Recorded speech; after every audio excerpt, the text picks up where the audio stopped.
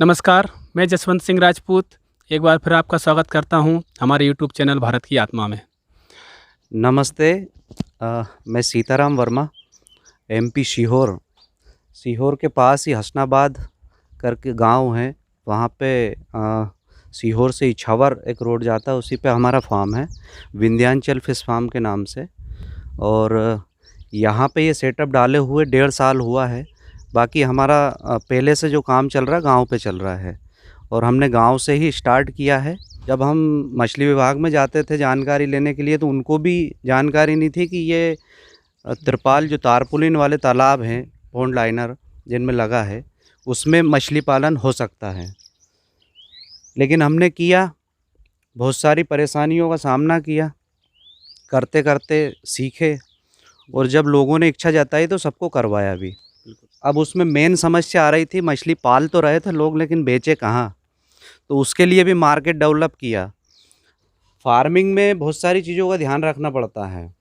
जैसे अपने को अपना सीड सिलेक्शन है।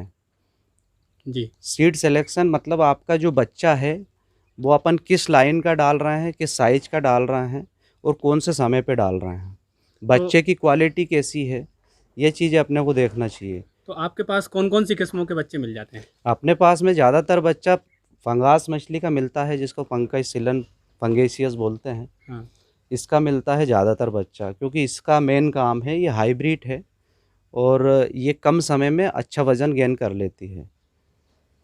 बिल्कुल। तो दूसरा मैं ये पूछ रहा था, जैसे बच्चे आप सप्लाई करते हैं, मेन काम तो आपका यही है किसानों का सबसे बड़ी मदद करने का। जी। तो इसमें पंगासियस जो आपने बताया मेन वही चलता है। इसके अलावा इसमें अलग-अलग क्वालिटी आती होगी, छोटा बच्चा, बड़ा बच्चा, तो किसान कैसे सेलेक्ट करें, कौन-सा बच्चा उन्हें लेना चाहिए? जी।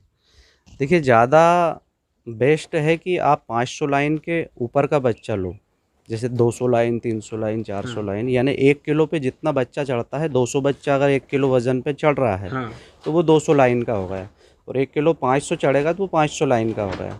अगर आपने सही समय पे डाल रहे हैं, जैसे मार्च फर्स्ट में अपन डालते हैं, फर्स्ट वीक में, हाँ, वो सही समय होता है बच्चा डालने का। तो अगर उस समय डालते हैं तो आप 500 लाइन का भी डालेंगे तो अच्छा चलेगा, कोई दिक्कत नहीं है। अगर आप बड़ा बच्चा कहीं मिल रहा है तो बड़ा बच्चा डालेंगे तो वो ज़्यादा बेस्ट रहेगा।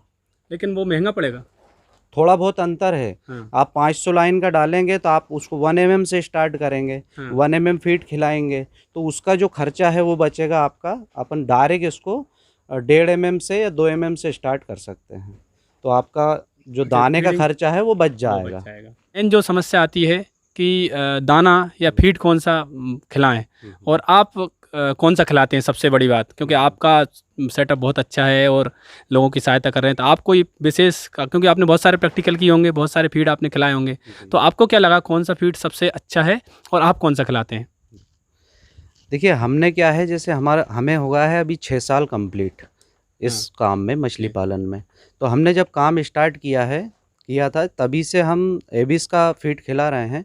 बीच में हमने दूसरी कंपनी का फीड भी खिलाया था, बिल्कुल। लेकिन वो क्या है, थोड़ा-सा महँगा पड़ता है और फार्मर हर कोई उसको अफ़ोर्ड नहीं कर पाता। नया फार्मर क्या है, अगर उसको खिलाएगा, उसका मैनेजमेंट अगर ठीक नहीं है, तो हाँ, उसको वो बहुत कॉस्टली पड़ जाएगा, क्योंकि मछलियों पे खर्चा ज़्यादा बैठ जाएगा। हाँ, क्योंकि जहाँ 10 किलो दाना डलना है, वहाँ पे वो 15 फेंक के आ गया या 8 किलो दाना फेंक के आ गया। हाँ, मछलियों की जो डिमांडिंग फीडिंग, जो एक बॉडी वेट का जो खिलाना चाहिए, हाँ, वो अगर उसने नहीं खिलाया तो उसका एफसीआर बिगड़ जाता है।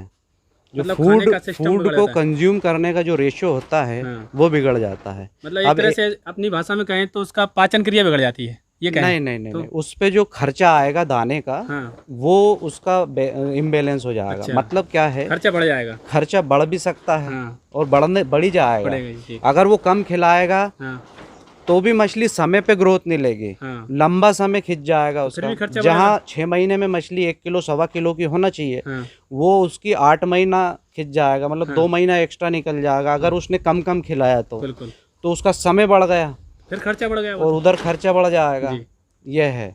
तो इसमें सबसे मेन चीज़ है कि आप जो फीडिंग करा रहे हैं, वो उसका डिमांडिंग फीडिंग कराएँ, बॉडी वेट के हिसाब से खिलाएँ। दूसरा ये है कि हम एबिस का दाना प्रेफ़र करते हैं, क्योंकि हमारे इधर, अपने इधर जो क्षेत्र में पानी की कमी है, हाँ, तो इस क्षेत्र में क्या है, प्रत्येक तालाब में लाइनर लगा होता है, जिसका क्या हुआ, पानी का मिट्टी से कोई कनेक्शन नहीं है, बिल्कुल वो एक टैंक की तरह होता है। बिल्कुल तो मछली जब खा के निकालेगी, जो बीट करेगी, उससे जो गैसें बनेगी वो क्या मिट्टी से नहीं मिलेगा, मिट्टी के संपर्क में नहीं रहेगा वो गंदगी, बिल्कुल। तो वो क्या है, कंपोस्ट नहीं हो पाता है। हाँ कंपोस्ट नहीं होता है तो अमोनिया गैस बहुत ज़्यादा बनती है। अमोनिया बहुत ज़्यादा बनेगी तो उसमें मछलियों में बहुत ज़्यादा दिक्कत आएगी, आपका दवाइयों पे खर्चा बहुत बढ़ेगा। इसमें क्या है, अपन एबिस का फीड इसलिए प्रेफर करते हैं सभी को हाँ कि उसमें क्या वेज प्रोटीन होता है। वेज प्रोटीन होता है तो उसको डालने से पानी के अंदर प्लांक्टन्स डेवलप होते हैं जिसको मछलियाँ खाती हैं, है ना। उतना ज़्यादा गंदगी नहीं फैलेगी पानी के अंदर जितना अदर कंपनियों के दाने से फैलती है, बिल्कुल। जिसमें नॉनवेज फीड होता है, हाँ। बहुत ज़्यादा ऑयल कोटिंग वाला होता है, हाँ। तो उनमें जो गंदगी होती है वो एबीस के दाने से नहीं होती है।